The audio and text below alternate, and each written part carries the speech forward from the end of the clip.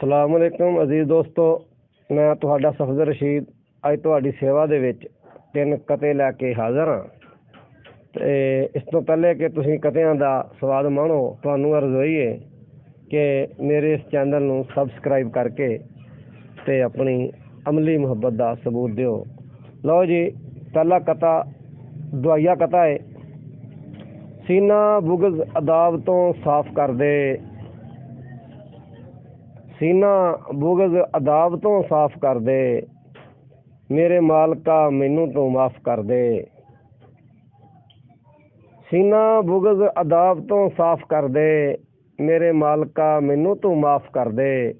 अपने करम दे नाल मेरी भर झोली, सुच जिंदगी दा फिर आफ कर दे।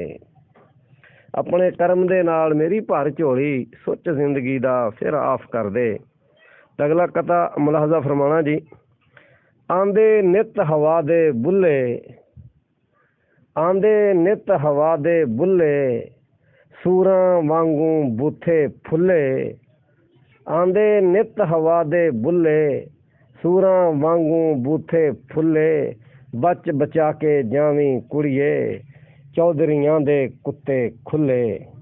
ते अगला कथा है जी, ये भी दुआया कथा है। मेरे उस्ताद मोहतरम अखलाकात साहब बीमार ने तो उन्होंने वास्ते एक कथा लिखिया सीगा। मुश्किल कर आसान आतफ दी, मुश्किल कर आसान आतफ दी, रब्बा मोड़ जुबान आतफ दी। ते पहले वांगर तगड़ा कर दे, नाले ओ मुस्कान आतफ दी। ते इसे तरह ही एक होर कथा जी के रिश्वत दा बाजार सजाई बैठा है, रिश्वत दा बाजार सजाई बैठा है, वो ते कारोबार बनाई बैठा है। रिश्वत दा बाजार सजाई बैठा है, वो ते कारोबार बनाई बैठा है। पैसे दे के रूड़ी हाथे वड़ लीए, पैसे दे के रूड़ी हाथे वड़ लीए, चौधरी अज दरबार लगाई बैठा है।